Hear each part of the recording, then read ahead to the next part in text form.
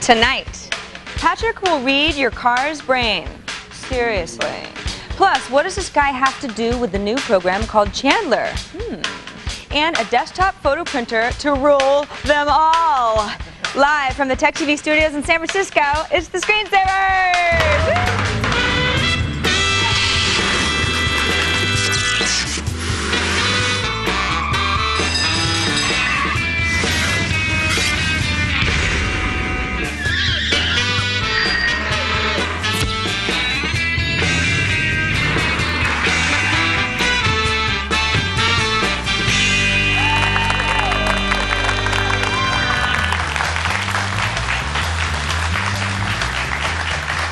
Good evening and welcome to the Screensavers. I'm Patrick Norton and my... Can I buff your mouse? Only if you buy me dinner. Okay. What you doing there, Leo? I'm cleaning with this new 3M microfiber cloth that we just got. Is this the same microfiber cloth you mocked me about, saying it couldn't possibly be as good as I said it is? It is, though. I love it. Yet you've been using it to clean the most expensive LCD flat panels on our set and your own personal iBook. That's right. I even used it to clean my glasses. And does it require expensive fluids that you have to replace on a regular basis? I have no idea, does it? No, it doesn't. And cool. You like this? You can wash it. We have to thank a viewer who sent us a whole. Yeah. I guess he works at 3M. He sent us a whole bunch of these, and they are kind of neat. What is it? Is it plastic? What's it made out of? It's a really peculiar knit for a fleece. It's really great. So if you've got a whole bunch of those, you can make yourself a nice warm Why do coat. I feel like we should be talking about DD7 any minute now? Or Charmin. Welcome. I'm Leo Laporte. This is the show where you will undoubtedly get your daily dose of the coolest of technology and computer stuff and like this microfiber cloths. No, I think every geek should have a couple of these. This is a really useful. I keep one in my backpack. Thing. This Hey, today's our LAN party day. Thursday, every Thursday, LAN party day, powered by NVIDIA. Wow. Today we're playing Quake 3 Urban Terror. Joshua loves this game. Leif is going to show. Leif is on the left. He's one of our camera dudes. He's going to show us the ins and outs because he's an expert on it. And also Chris DeBona is in there from what is it? Damage Studios. He's a game developer, and we know him very well. And I don't know who that guy is in the green shirt, but watch out for him because I could tell he's trouble. He's trouble. If you didn't register to play, it's too late to do it in this LAN party. Right. Not too late for next week. True. So go to the website, the Screensavers LAN party. Registration is now open for next week's show. Let's start with the top news of the day. The Urban Terror mod. It's kind of creepy. I mean, it's like street fighting. Yeah. But I mean, these guys are really getting into it. Yeah. It's not team. Well, we'll talk more about it. Have you played it? Security guard should probably take you to your car tonight. Yeah, I know. They're getting in the mood. Whew. The Register reports that Apple, and I think we both should talk about this, Apple's online music store sold about 275,000 tracks in its first 18 hours of I bought operation. about half of those, actually. Billboard which would explain. I bought 3 albums. I know Dan Howard he said he bought $30, $40 worth of music. I mean, it's so easy. It's one click and you buy his music and you own it, and I loved it. Interesting thought. Billboard magazine did a big article on it, and they say it works at roughly 4 tracks every second, which sounds like a lot, right? Well, out of the 99 cents Apple is now charging for each track, how much goes to the artist, the labels? I think Apple said they're going to get a third. The estimates are running now that we think that Apple maybe made about $100,000 off that first 18 hours. The $64,000 question is whether or not they're going to keep selling that many albums or whether this is just excitement in a flurry of pent-up purchasing. If you think about it, it probably isn't enough to cover their expenses. So I'm thinking this, of course it's going to be a flurry. People like me went out and bought stuff immediately, but it's got to not only keep up, but I think it's got to continue if Apple's going to make money on it. Well, on the other hand, Apple might make a substantial portion of money on it. Well, it could also be why they've definitely guaranteed that they're moving this iTunes to Windows in time for this Christmas. Well, yeah, I mean, that's pretty good considering they got, what, 3 to 5% of the market share. I smell gift bundles coming up. Yeah. Buy your relatives $75 worth of the best tunes money can download. I like the AAC compression. Now, I know it's got DRM built in, but I do like how it sounds. It's only 128 kilobits. Dolby knows a lot about audio. I wish it were better. We're going to get somebody from Dolby on to talk about it. I wish it were better. We should talk. I want Dolby and OGG and Microsoft and somebody from Fraunhofer all to talk about it. I'll tell you what I've been doing is I've started encoding my CDs in 192-bit AAC. And that, I have to say, if you encode at 192, it's pretty clean. The high ends are crisp. I think my problem is I'm so used to MP3, which has a little bit of a boost on the low end, and it has a little reverb on the high end, it sounds like to me. And so I can tell that that's kind of... it's the poorly processed high end that you remember. It's not there, and so it takes a while to get used to AAC. Anyway, good luck to Apple. I think this could be the beginning of the end for the hegemony of the music industry. And if I were working at a record store, I'd be a little worried. But you can't get any Annie DeFranco on the Apple site. It's going to be a while. There's a lot of stuff you can't get on the Apple site. Question of the day. We need some SST bits. No Pennywise, right? No Pennywise. No Pennywise. No Epitaph. No Flogging Molly. Just when you thought, which is a fine young band you should all go out and see, just when you thought the latest pop-up ad stop your download, it'll lead you to peaceful and bliss-filled They web got surfing. a new one. Yeah, advertising software vendor Unicast is going to be a 4-letter word in a few weeks. They're coming up with a kind of pop-up ad designed to open between same-site pages. So I go to link to like the next page of an article, and something pops up for 15 seconds and fills the entire screen. And you have to watch it. It's essentially like a television commercial. It's there. And they call these interstitials because they're in between parts of the page. Right. Just as our television commercials are interstitial. You watch the show, then there's a commercial. Now, you can't avoid the television commercials unless you're TiVoing or something. Right. Looks like right now you can't really avoid these ads. I mean, this is going to be controversial, and I think maybe people will stay off sites that do this. Yeah, I know I'm not going to want to hang Either around. that or somebody's come up with some browser add-ons in the first That'll 24 kill it. hours. Kill it. Yeah. Our, angry people. Our question of the day, are these, quote, interstitial website ads the same as spam? Huh? Yes. Yes or no? Or no. See, I don't think so, because spam comes to you. Right. A television commercial, Right. a radio commercial, You a commercial on a website. You got to be listening. It's an active That's not process. spam. You go out and see. It's an ad. Right. It may be annoying. It may be frustrating. It may make you Nobody never wanna likes go to the TV site commercials again. either, but that's what pays for the program. I don't know. I've seen And a lot my- of commercials lately that are better than the programs they're filling. I know, some of these, well, that's the key, right? Make these things interesting, people will tolerate them better. Make them targeted at the audience that wants them, But make the them flip interesting. Side, it's very. We're not. You don't want to stop your reading. You don't want to stop and I wait agree. for 15 It's seconds. different on before the you web get to the next paragraph. It's tough. It's different on the web. different Well, we got to reading. pay your salary somehow, Patrick. True. Dennis joins us on the phone from Saskatoon, Missouri. Hello, Dennis. Hello, How are you? Is it Saskatoon? Sykeston. Sykeston. No problem. I've heard a lot worse. It wasn't even close. You know, Leo, now you know how I Ballpark. feel every day when I talk about Worcester and say Worcester. Sykeston. Yeah, I just missed. I was, you know. Dennis, we're glad you're here. How can we help you? I've got, I'm running PC 100 memory, Okay. and when I run PC 133s, it shows half the value. Ooh. Like you have 512 in there, but when you run the 133, you see 256? Yes, sir. Now, back in the day, you could drop the 133 in a system, and the PC 100 it basically would run at PC 100 level. But this is something new. Some motherboards don't like dual bank memory, you know, where it's two chips. So there's a chip on one side and a chip on the other side. So, and if you're telling me half, almost certainly guarantees to me that's Right. exactly what's happening here. That other RAM you're using, and look at it, will have chips on both sides of it. And your motherboard can only see one half of the RAM. It only sees one side of the chips. You have to Weird. buy RAM that has it all. They're higher density DRAMs, so it's all in one chip. It's not interleaving it properly. Does that make sense? No, not really. I know it doesn't make sense to me either, but it's happened to me, and that's exactly what you need to do. You need to get different RAM, and you. What would work with my PC 100s? Well, it's not that there it's might- PC 100 or not. Yeah, what you might need to do is go up to a site, go to Kingston or something like that, go up to their site and do a search for the particular model of computer you have and see if they specify a different type of PC 100 or a different type Sometimes of PC they can 133. even get that wrong, because I went to Crucial, and this is Yeah. what happened to me. And it was driving me crazy, as I'm sure it is you, Dennis, because I'd put this stick in, and I'd only see half of it. And then I'd take it out, and it would work fine. And I could, for the life of me, I couldn't figure it out. Crucial said this is right for this motherboard. It turned out it was a limitation of the motherboard. So it's part of the motherboard's wiring that it couldn't handle this dual bank RAM. So you just need to get single bank RAM. Yeah, I was talking to a support guy. He's saying that if I wanted to run 133, I'd have to have 8x8 chips on there. That's exactly what he's talking about. The same thing. Okay. He's talking about the same thing. Okay, so it's just that you need a different configuration on the RAM stick. But there's nothing else I could change in the computer. No, it's that'll- it's a failing on the motherboard. It's just the way it's wired. It can't see both sides. Okay? I appreciate it. Sorry, Dennis. That's but okay. At least you know the truth now. Always when you buy something like that, you should be able to say, hey, it didn't work. I want to send it back. And almost all good dealers, if you've got it somewhere reasonable, we'll take it back and say, oh yeah, sure, we'll swap it, because there's nothing wrong with it.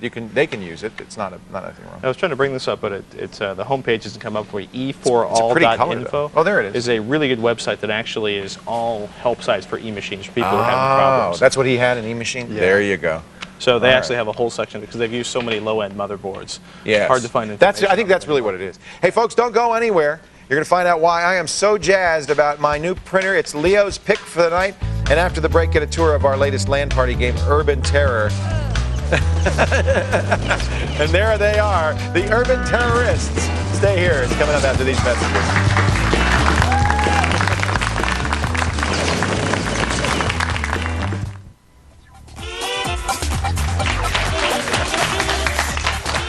We got the Incline 9 here. 9 folks from Incline Village. They're all saying hi to the folks at Incline Village and Cameron's mom. And go, Incline. Has the snow melted yet, or are you still snowed in? It's a little bit. Still. Spring is coming to Incline sometime around July. Right. Yeah, you'll be set. Hey, welcome to our Screensavers LAN party, powered by NVIDIA. Today, Quake 3, but a special Quake 3 mod called Urban Terror, which is a little bit like Counter-Strike, but even more fun. Today, a special guest in our LAN party. Normally we have him behind our cameras. Leif Martin is here.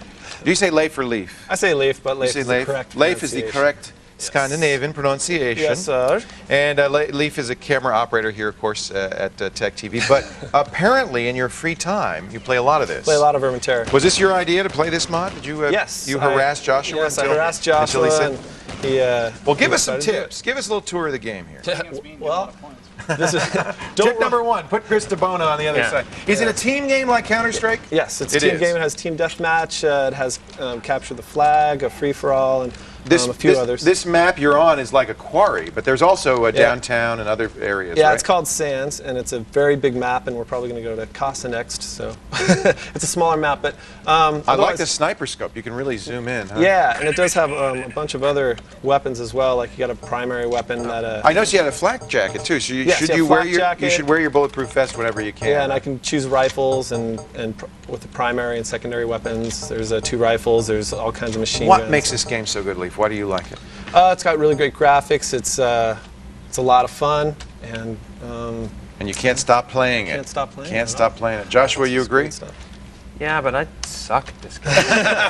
Joshua doesn't like it because normally he kicks our I beat heinies. everybody. And he's not doing so well. No. So this is why we like this. Chris DeBona is here. He actually is working on his own massively multiplayer game called from Damage Studios. Yeah. So how do you like this game? You said you're not so good at it? Oh, well, yeah, I haven't played Quake or any of these games for like years. That's You know, first-person I've been shooters? playing Battlefield 1942. Well, this is a lot like that. Yeah, I know, but game's a lot of fun. I've been working like not doing games. Joshua said doing this is a good games. game for people who like to snipe, right, Joshua? Great Because there's a lot of hiding places and you got the Depends scope. on the map, yeah. This map is not a good sniping map. Oh, 'cause it can be. It's a very big map, so a sniper rifle comes in very handy. And meanwhile, Kevin Rose, he's just aiming with Sarah, not even playing the game, right? No, like Chris is talking smack the entire time.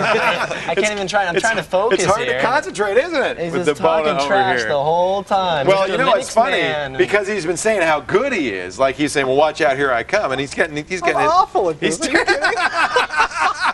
We're going to check the high scores later in the show. The high scores tell the tale, ladies and gentlemen. I hope you're having fun in our game. How many people are we getting in? Are we actually online? Yeah, there's 16. It's pretty full. Yeah, there's like 16. playing. All right, awesome. And we'll get another 16 to 15 minutes as we do all the time. Hey, Pat, you got a caller for us over there, Mr. Norton?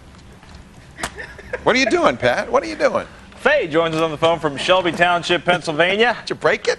No, there's some dust in the keyboard. How you doing, right. Faye? I'm doing fine, except it's not Shelby Township, Pennsylvania. It's Shelby Township, Michigan. Well, that's close. Sit corrected, and I apologize. You're not That's from. okay. All right. Well, Shelby Township, Michigan. Watch. This is how quickly we can get that fixed.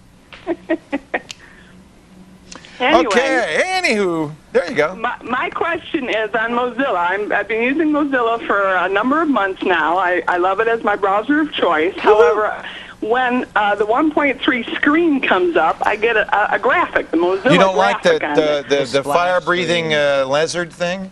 No, it's not the fire-breathing lizard thing or anything like that. Well, let's see what it is. Here, I've got my a Mozilla. graphic that comes up, and I'd like to see if there's any way of removing All that. right, show me now. I'm going to launch Mozilla. I don't know if this is 1.3 or 1.4, but this watch quickly because it's going to happen pretty quickly. Are you? Oh, no, you're not watching. Dang. Okay, folks, there you go. Watch. Is that what you're talking about? Yeah. The yellow thing. Are you watching TV? Exactly. Yeah, you want to change that, right? I like to eliminate that if I can. Okay. I don't know if you can eliminate. Well, yeah, I can. Yes, you can eliminate it. Basically, if you put any file, any bitmap file named mozilla.bmp in the Mozilla folder, that's what the splash screen will be. So I'm going to show. Okay. So you could put an empty one in there, and you wouldn't see anything. Okay. So just in Paint, create a blank screen or something. But let me show you. You could make it anything you want. Look, we've got this nice picture of the Earth, planet Earth. I'm going to make this my Mozilla splash screen. And you could have a little dot here on Shelby Township, Michigan, and say, that's where it is, Pat.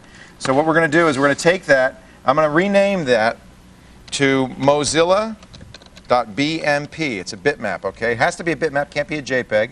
And I'm going to go to my program files, mozilla.org. Where is it? There it is. Mozilla. And I'm just going to drag it into that folder, just like that, okay?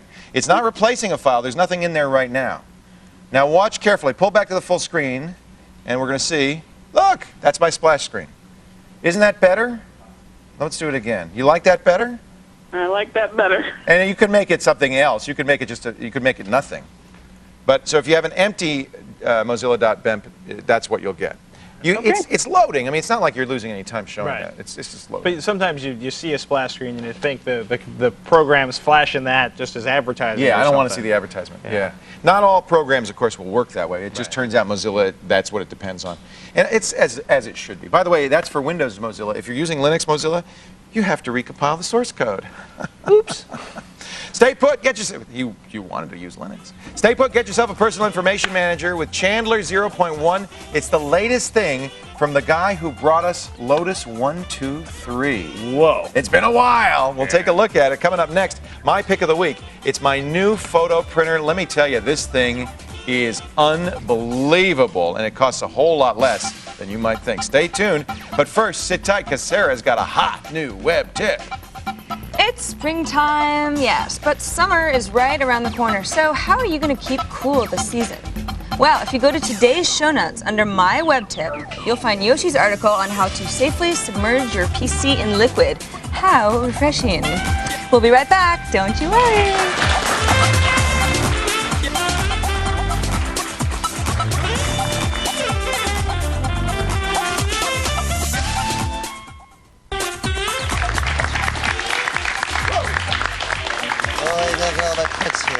Would you like some help, Leo? No, it's all right. I'll just set up my prints. So, Leo's pick this week. Every week I try to pick something that's cool, new, different, that I'm really excited about. And I have to say, I'm jazzed about this. Now, I have never had, it's a big printer. Big printer. And that's because it's large format 13 by 19. This is the new Epson Stylus Photo 2200. And I'll tell you where I got the idea to get this. Where did you get the idea to get this? Remember we had Jeremy Sutton, who was the painter artist, and he did a painting of me, and he had his own prints, beautiful, on watercolor paper. I said, Jeremy, those are incredible. How'd you do those? He said, my Epson 2200. I said, you did that with an inkjet printer? He said, yes. And then, now the other side of this is my wife, who is an artist, in fact, I should show you some of her work here. Let me just get some. She spent a lot of money, far more than this printer, in getting high quality reproductions of her art. And I thought, well, I could probably do this. This is actually, it's a little lighter than the original, and I have to work with it in Photoshop. And also, I left this registration corner over here by accident. But this is on heavy photo stock watercolor. Noticed. They were also captivated by the image, wondering when MrsLaporte'sArt.com was going to be up. Soon, any day now, as soon as I figure out how to do it. This, so anyway, this printer has some interesting features. Is this a professional printer? Is it just $699 list? So $700. Yeah, I think the price is well worth it, given this quality of the photo prints you get out of it alone. They are extraordinary. Look at this. This is an amazing color photo. Now, there's a couple of things that make this really a wonderful printer. First of all, it uses 7 ink cartridges. It's still CMYK printing, but there's a light and a dark cyan, there's a light and a dark magenta, there's one yellow, and there's a light and a dark black. Technology came out a couple years ago, still not very common in the consumers. And now it's good for consumers because it means if you run out of the light cyan, you only have to button one cartridge. These are, I found them online for $8 each. They're not hugely expensive. How many prints do you get out of one of those? Well, and that's the interesting thing. I don't know yet. I've done quite a bit of printing. What's nice is as it's printing, you can see the level of ink on the print driver. It shows you the level of ink as you're printing, so you know exactly where you stand on the ink situation. Look, it's not, none of these are going to be cheap, but I would estimate I'm spending about between 50 cents and $1 for a good 8x10 glossy print. Which sounds expensive until you start to realize that going to a service bureau to do this It costs is $10 or $15 or or $100 lot a page. more. Let Let me show you. Now, this is what's nice. It does the large. Now, this is watercolor paper. I just got this from the NASA website. This is that big blue marble picture that's so famous on NASA. You can't. It doesn't do it justice on TV. But you could. But the paper is incredible. The print quality is incredible. It's amazing. This is the print that and Jeremy. You can't even see. You can't see the texture of the paper in here. It's textured watercolor paper. This is the painting that Jeremy Sutton did. This is completely suitable for framing. Now, what's interesting about these inks is these are pigment-based inks, which is completely unique in inkjet printing. They're archival. Epson says they're going to last around 100 years. Which is as much as any photo process. Without fading. Because it's pigment, it's a very, this looks like painting. Oops, I just spit on it. This is a very natural, it's a very natural output. Very rich, very deep. Really great for both photo printing and fine art printing. I mean, you could go, if you could get high resolutions images of your favorite art, you could just print it yourself and frame it, and you'd be very happy. I mean, I'm really impressed. This is, I would say, a breakthrough in photo printing technology. Here's one Leaf took of my daughter when she was at Take Your Daughter to Work Day in the studio. Again, you can't really, it's hard to judge these on television, but these look every bit as good as a high quality print. Look at the color in these radishes. I took this picture for the color. That's actually blowing out our camera. It's a little too red for the camera. Here's another shot of my son, the Cub Scout, running down the driveway. And here's my favorite picture. Me on the tractor. Old man Laporte cutting down the orchard with the John Deere. I have to say, Epson really has blown me away with the quality of this technology. Now, look, $6.99 is not cheap for an inkjet printer because you can get them for $90, $80 now. But if you're into digital photography, if you like to do, it saves me money. It's incredible. My wife spent literally over $1,000 getting prints of her art so she could send them out. I can do this for a lot less, even after including the price. FireWire and USB, and parallel port, one of the neat things about that is you can have one computer printing via FireWire, one printer by USB. You can have two printers connected, three printers connected at the same time. Cool. It's kind of wacky. What else can I tell you? Comes with a roll cutter, so you can have rolls of paper. PC or Mac? PC or Mac. I've printed on both. Full bleed works on PC. I'm having trouble getting it work on OS X. The original driver did not do full bleed. That's where you don't have any, borderless printing. They claim the new OS X driver does. I haven't been able to get it to do that. Full bleed is nice when you're doing a big 8x10. It's so much nicer to have the edge go all the way out. Big picture again. Huh? Just amazing. Do you like this? Which one do you want? I'll give you either one of them. You amazing. want the big blue marble? That's the one from NASA. You want the one of the kids? No. Look at that. Epson 2200. Amazing. You just can't tell until you see it, but it really is. It's really amazing. That's my pick for this week. You want information to the specs? Isn't that Boy Scouts one cute? It's awesome. Cub Scouts. I just love that. If you want, and by the way, metamerism. Or metamerism. That is when colors and inkjet printing look different depending on the light. Like if you're outside, the colors change. They've solved that with this. This is the first printer that actually looks the same in daylight and in studio lights or under yellow lights. Must be the pigments. Must be the pigment. Ladies and gentlemen, don't go anywhere. You'll miss, well, Psychic Me. I'm going to read your car's mind, tell you what's going on with that annoying check engine light comes on. And still to come, find out what Chandler is and how it's going to change everything. Chris DeBona is here to explain. It's all coming at you when the Screensavers return.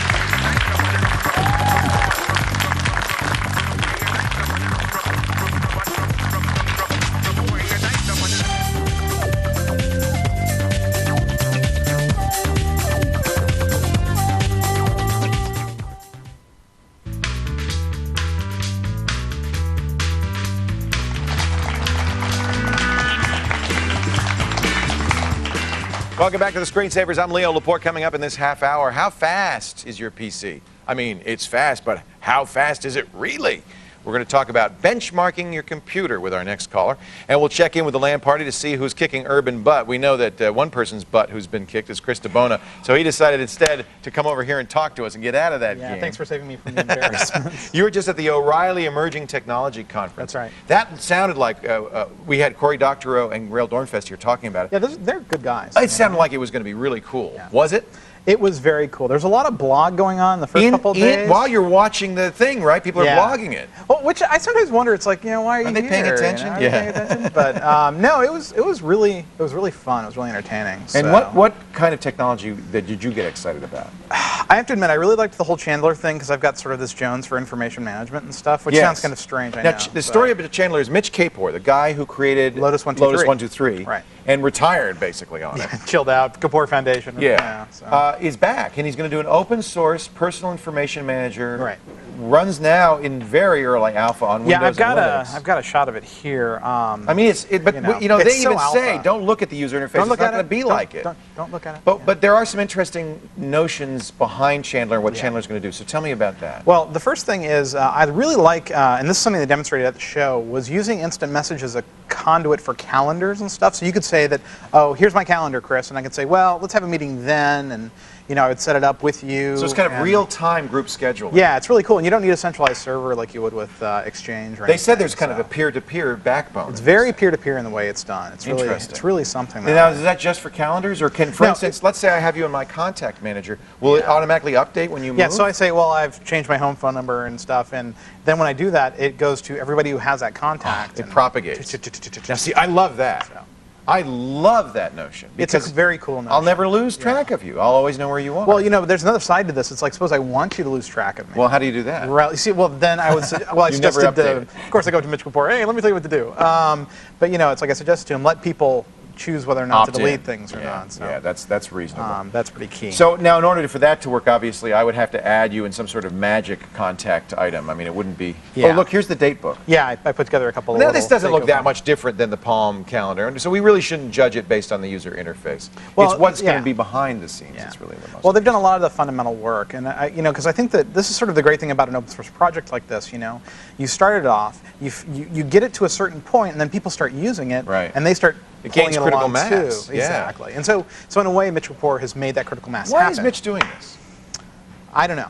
Nothing else to I do. don't know. He thinks this is the next big thing, though, doesn't he? I think it's a great thing to do, and maybe that's why he's doing it. I so. agree, yeah. I didn't really ask him. He "Hey, doesn't Mitch, need the why?" money. He's doing it he's altruistic at this point. Yeah. That's very cool. Yeah, will it do email as well, or is it just calendars and address books? I'm sure it'll do email eventually. Yeah. I downloaded It's like gonna the be super Outlook alpha. eventually. Yeah. Well, I mean that's the idea, sort of Outlook, except for more instant messaging oriented and Windows, Mac as well? Windows, Mac, And Linux, of OS X, course. and Linux. Yeah. Oh, that's very cool. Chandler, it's just the first alpha just was released, so it's a Right. little early, but I did want somebody to talk. Yeah. Now, In my article, I linked to where they're at here. So. okay, very cool. So people can download it if they want to try it. Right. Now, speaking of moving, I do have to update your contact entry because Yeah. you're no longer with OSDN. Now.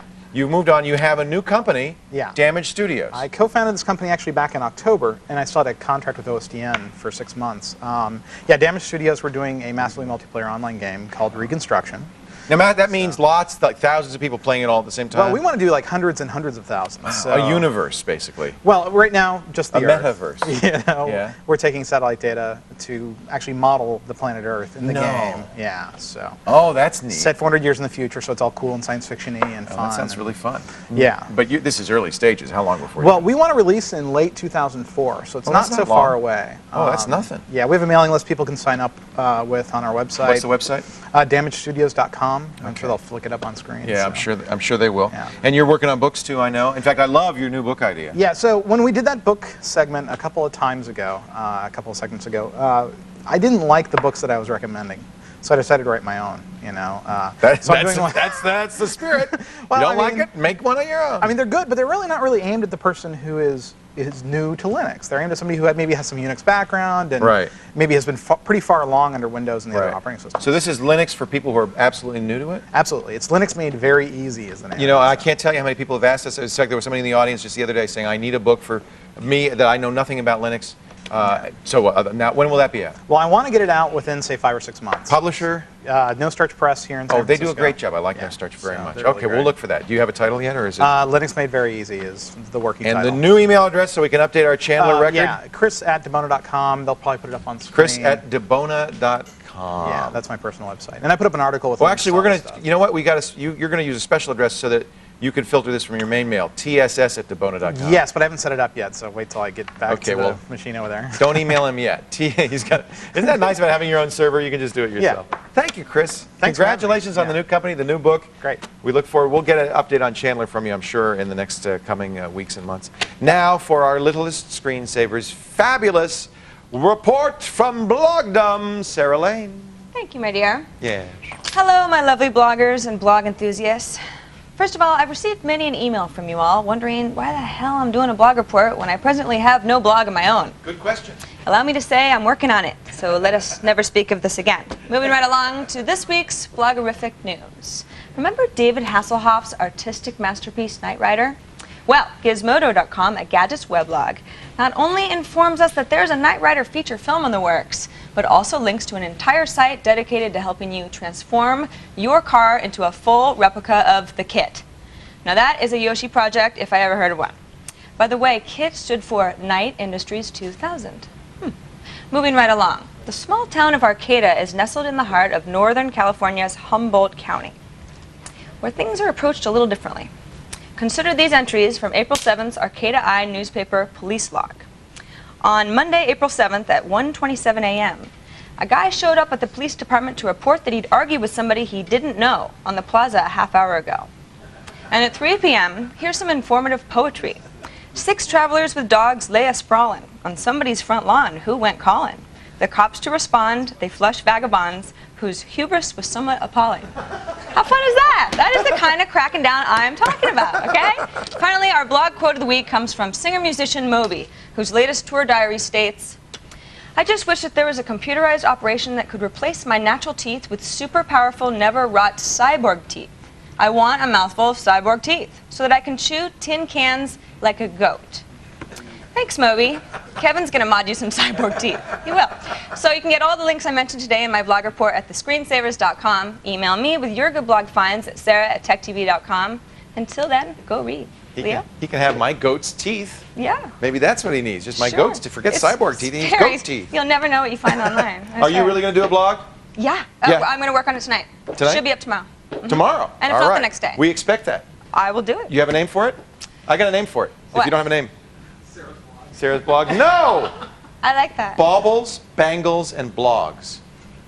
All Like right. BB&B? Yeah, you don't like that? I feel like that's been done. Okay. Stay where you are, folks. Michelle built a PC, but now she wants to test it. How fast is it? And how's she going to test that?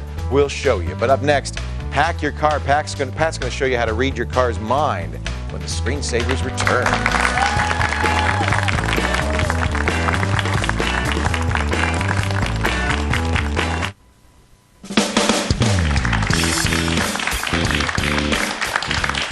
You drive a car, don't you, Leo? I believe I do. Yes, sir. Did you ever see the little check engine light up on the Yeah, dashboard? yeah. That means you're supposed to go to the service guy and he'll fix everything for $1,000. $1,000, $200. Maybe he'll run it on the computer Yeah, he always does that. with a minimum 2-hour Yeah. time. Yeah, I don't know what he's 180, doing. $200. He You know what goes he's doing? away. He closes the door. He won't let me look. He's essentially reading there's a computer, right, that ties together all modern vehicles. Pretty much every vehicle made today has fuel injection and a very sophisticated set of controls and sensors that allow it basically to hit the EPA regulations on emissions. See, in my day, you just need a lug nut and a voltmeter, and you can tune your own car. Well, Nowadays, you got to plug it into a computer. what did you use a voltmeter for? Well, no, you do, because you got to get the timing right. So you're measuring when the spark is just. Don't you remember that? You're probably You too mean a young. timing light?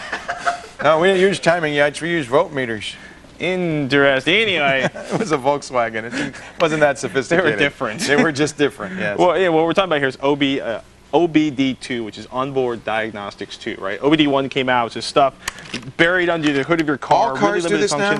Well, here's the thing that happens. If you open that up, there's like lists of tables. The check engine light comes on, it means that something's gone wrong inside your computer. Vehículos que abarca. Exactly. Back in the day, you'd Esta plug one of lector these things in there. Puede ayudarse. Try the English section. Oh, It'll that help would a make lot. much more sense. And what it would do is actually beep at you like a postcode. Oh, yeah. And it would allow you to identify what the error is and Right. find out if your oxygen sensor is dead or Oh, something you like have that. a dual plug input control failure. Well, there you have it. it, right? Sounds really cool, but the thing is, something comes unplugged. Really. Sounds dangerous. I'm sorry. Yes, it's cool. It's cool. Okay, here's the thing. I know people have been charged $300 because something came that's the unplugged problem. under the Exactly. dashboard, Yes, right? and you don't know. And what's happened is in 1996 they switched to OBD2, which is more advanced, more sophisticated. Basically, there's a plug, looks kind of like this one. You guys remember we showed this a couple months ago, the car chip. Right. Look at it. Basically, within 3 feet of your steering wheel, there's a plug that looks like that one. Somewhere you can there's plug that in a thing. scanning tool. The scanning tool will read the information coming out of your vehicle and tell you about it. It can either be one of the codes on there that tells you that something's gone wrong, or you can get information like this. Now, we've seen this one before. It's the car chip software running up here.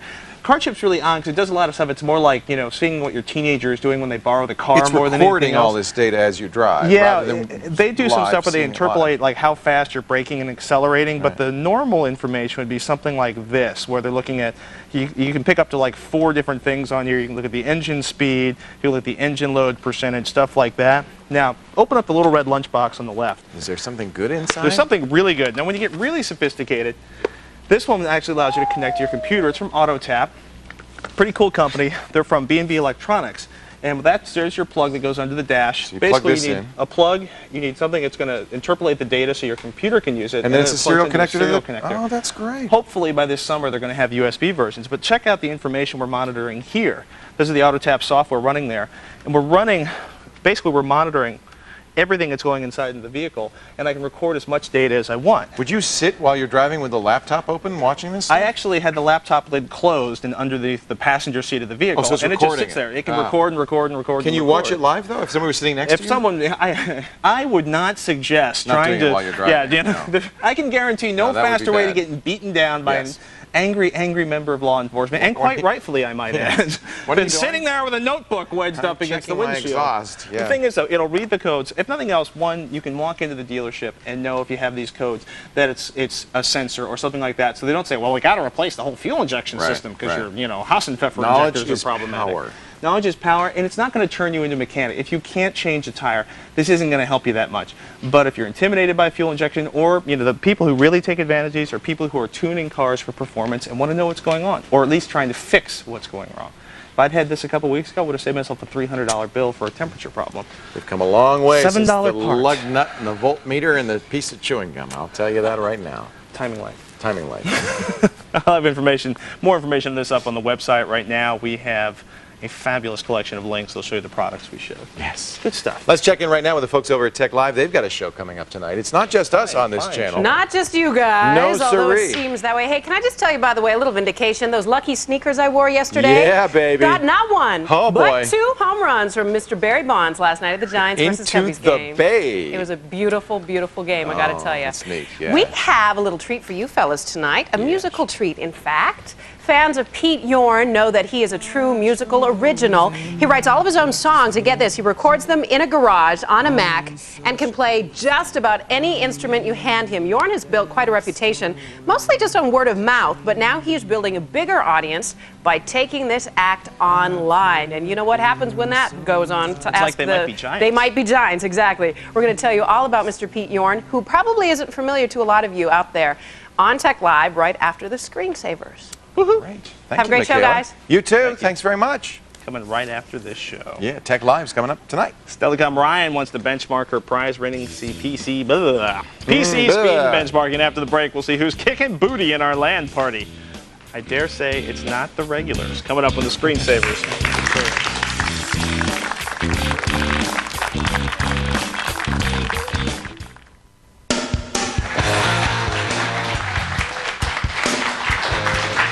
It's our Screensavers LAN party powered by NVIDIA. We're playing Quake 3 Urban Terror, and our urban terrorists are working really hard to get those high scores up. None of them are doing. Are you, Leif, are you at least doing well? You're the expert. You're the one who wanted this game. I'm getting frustrated. Joshua stinks. DeBona stinks. Kevin Rose Never picking the stinks. game again. We're not playing this game ever. We'll check high scores a little bit later on in this show. Pat, who's our next lucky caller? You know, Leo, We what? it's going to be Ryan joining us from Milwaukee, Wisconsin on the Tech TV NetCam Network. Ryan, are you out there? Yeah, I'm here. Ryan, are you on the phone? Oh, there you are. Yeah. Ryan, are you a big fan of modern art? A little. Because you look like a Modigliani right now. An amazing, That's just a beautiful smear picture. of colors on that. We need that on the printer. I think that I could do a great job with that print. What can we do for you, Ryan? I just built a computer, and I'm interested in benchmarking it. Is there a free tool out there that I can use?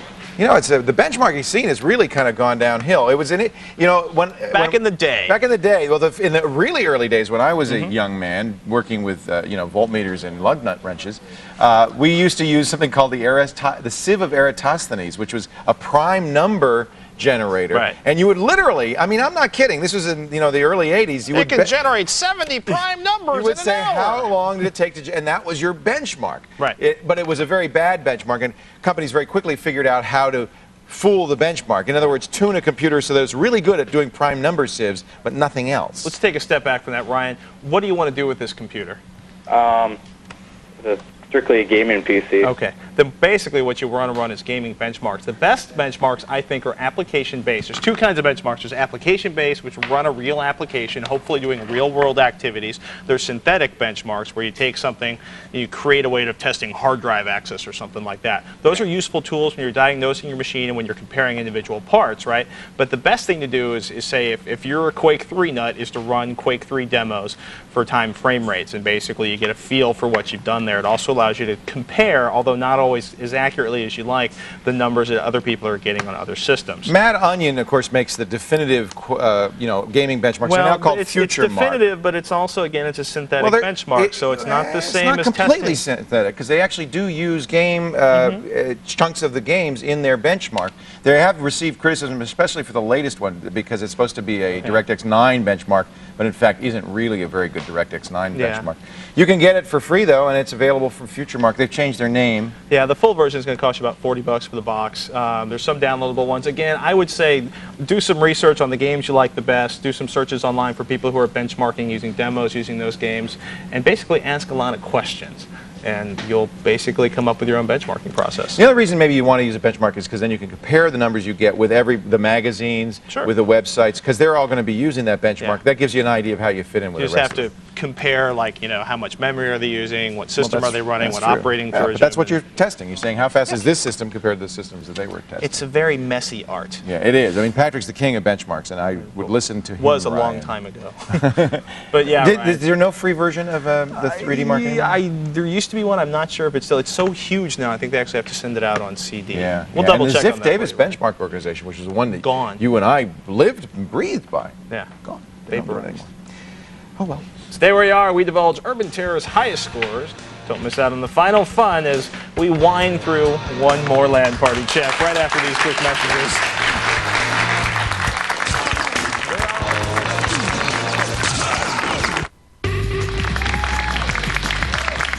Be sure you catch tomorrow's show. We're going to look at everything you need to know about the world of digital television, high definition HDTV, how to shop for them, even how to make your own out of your personal computer. It's all on tomorrow's encore edition of one of our favorite Screensavers episodes. We'll be back Monday live with our good friend Dick DiBartolo.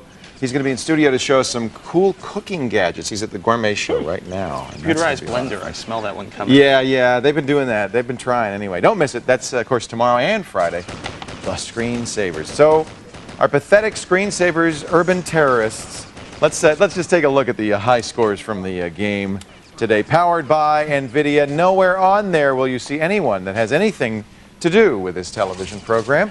But I hope all of you, Sheep, Joe Life, Sanico, Indica, Sting, and the rest enjoyed your, and Megatronic enjoyed your day. Because that's the last time. Beating up on Last Josh time and Lee this and Chris. Yoshi's now taking over in there. What do you think, Yoshi? Well, I like the game. If they'd have let me in from the beginning there. You could have taken it. Yeah, you could have done it. All right. All right. Well, Patrick, anything you'd like to say? Went in up your on defense? FutureMark.com for 3D Mark. I didn't get a chance to play. For, as far as I can tell, all the 3D Mark benchmarks are now starting at No around more $30 free. or $40. No more free. Well, they're huge, actually. It's the other Yeah, thing. that's what happened with the Ziff Davis benchmarks. That'd be 5 CDs by the time they were done. I know, but it was an amazing test Benchmarking, today. I tell you. Hey, that's it for this edition of the Screensavers. I'm Leo Laporte. And I'm Patrick Norton. Thank you for joining us, and we'd like to thank our guest, Chris DeBona, and our urban terrorist cameraman, Leif Merten, which is a Spanish bad pronunciation of Leif. Have a great night. We'll see you later. Bye-bye!